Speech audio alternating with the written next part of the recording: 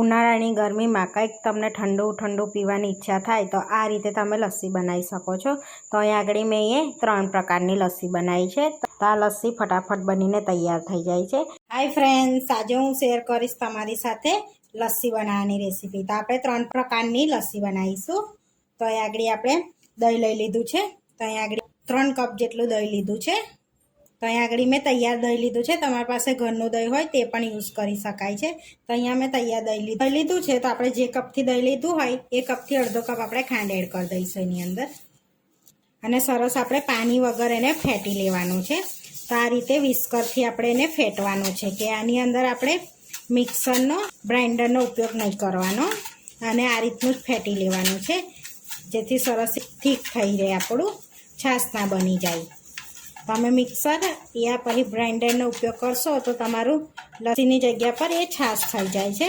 તો જ્યાં સુધી ખાંડ ઓગળે ત્યાં સુધી આપણે એને સરસ ફેટી લેવાનું છે જેથી દહીં પણ બધું અંદર મિક્સ થઈ જશે ને એક થીક દહીં બની જશે અંદર.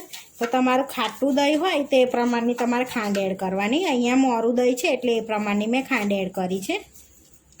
તો આપણે 10 થી 15 મિનિટ સુધી એને ફેટી લેવાનું છે સુધી ખાંડ પણ અંદર ઓગળી જાય. તો આની અંદર આપણે પાણીનો ઉપયોગ કરીશું તો લસ્સી એકદમ પાતળી થઈ જશે અને આપણને પીવામાં પણ મજા નહીં આવે લસ્સીમાં.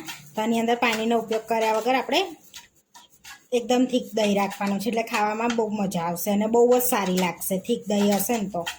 તો આપણે એકદમ પરફેક્ટ દહીં રેડી થઈ ગયું છે. એકદમ પરફેક્ટ દહીં રેડી થઈ ગયું છે, જોઈ શકો છો. અને થીક પણ છે. તો અહીંયા આપણું દહીં સરસ રેડી થઈ ગયું છે, જોઈ શકો છો. સરસ ક્રીમી ટેક્સચર આવી ગયો છે અંદર આ રીતનો. તો હવે આપણે કેસર પિસ્તા લસ્સી બનાવીશું પહેલાં. તો અહીંયા આપણે પહેલાં કેસર પિસ્તા બનાવીએ છીએ. તો અહીંયા આગળ થોડા કેસરના તાર અને પિસ્તા એને આપણે પલાળી દીધા હતા અડધો કલાક માટે, જેથી સરસ દૂધમાં પલળી ગયા છે. તો હવે મિક્સરમાં એડ કરીને આપણે પીસી લઈશું પહેલાં એને.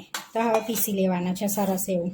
તો અહીંયા આપણે પીસી લીધું છે. તો આને પેસ્ટ નથી બનાવી દેવાની, આ રીતનું અચકચરું પીસવાનું છે આપણે. તો જેમાં આપણે સર્વ કરવાનું છે એમાં જ આપણે પિસ્તા અને કેસરવાળું દૂધ એડ કરી દઈશું. હવે આપણે એની અંદર લસ્સી એડ કરી દેવાની છે.